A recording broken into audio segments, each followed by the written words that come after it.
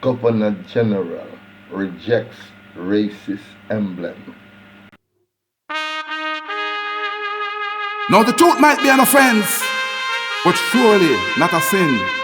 So when the one that come out, now will back nothing on the work of the king. Sing. Sure. Oh Lord have mercy. But I didn't know how it reality. Although some not go like it. Lord of his mercy. Yo! Poverty, barlow, poverty. That a abject misery. Poverty, golden poverty. Sure. Well, that a abject misery. A very pleasant good morning, ladies and gentlemen. Welcome once again to the People's Forum of In the Streets with Big Stone. I got up this morning, ladies and gentlemen, and someone sent me an emblem. And when I look at the image on this emblem, immediately I saw George Floyd in front of my face.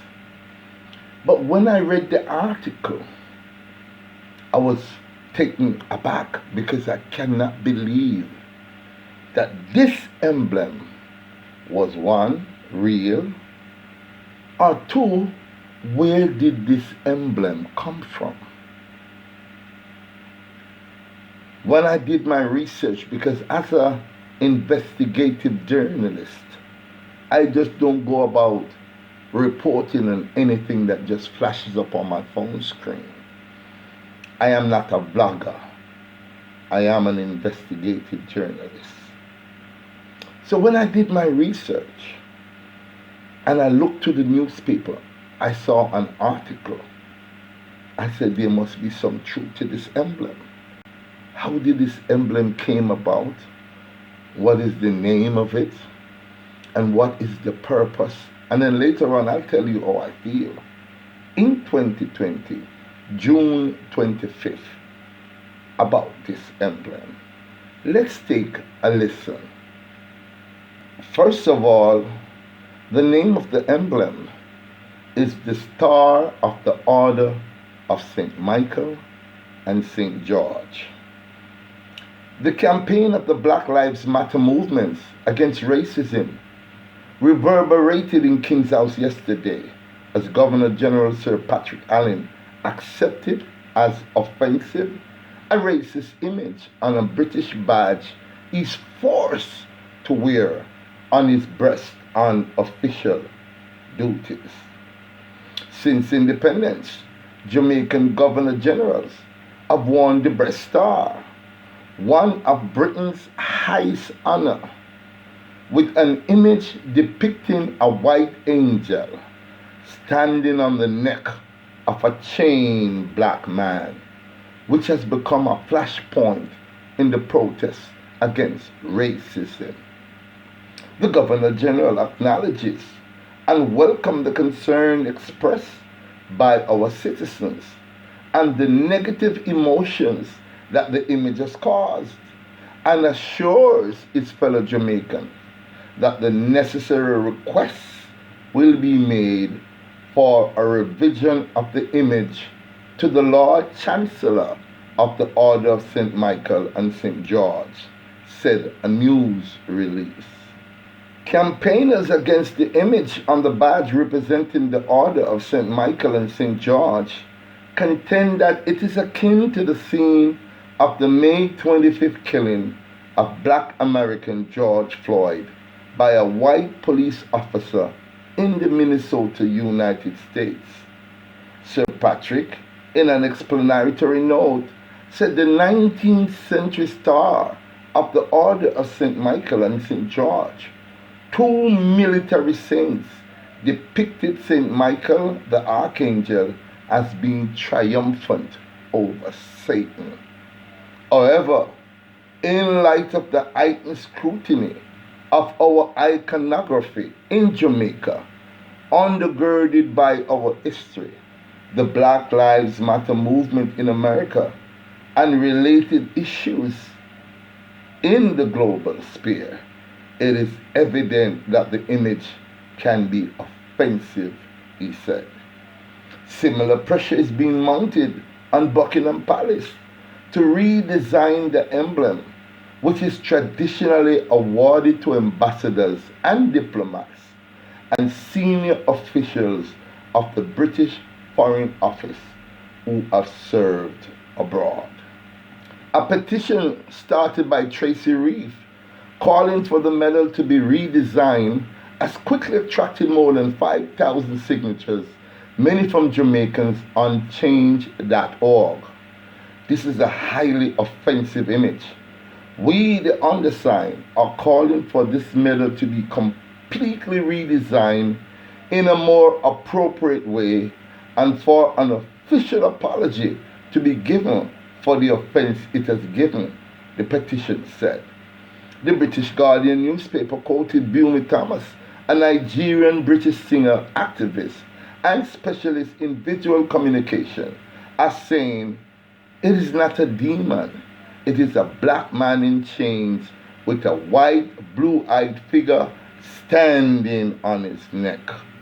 It is literally what happened to George Floyd and what has been happening to black people for centuries under the guise of diplomatic missions, active subliminal messages that reinforce the conquest, subjugation, and dehumanization of people of color. It is definition of institutional racism that this image is not only permitted but celebrated on one of the country's highest honor. While statues are being pulled down and relocated, emblems and symbols of this nature also need to be redesigned to reflect a more progressive, holistic relationship between Britain and the Commonwealth nations. The Guardian also quoted Sir Simon Woolley, director and one of the founders of Operation Black Vote, which campaigns for greater representation of ethnic minorities in British politics and public life, as saying he was appalled by the badge.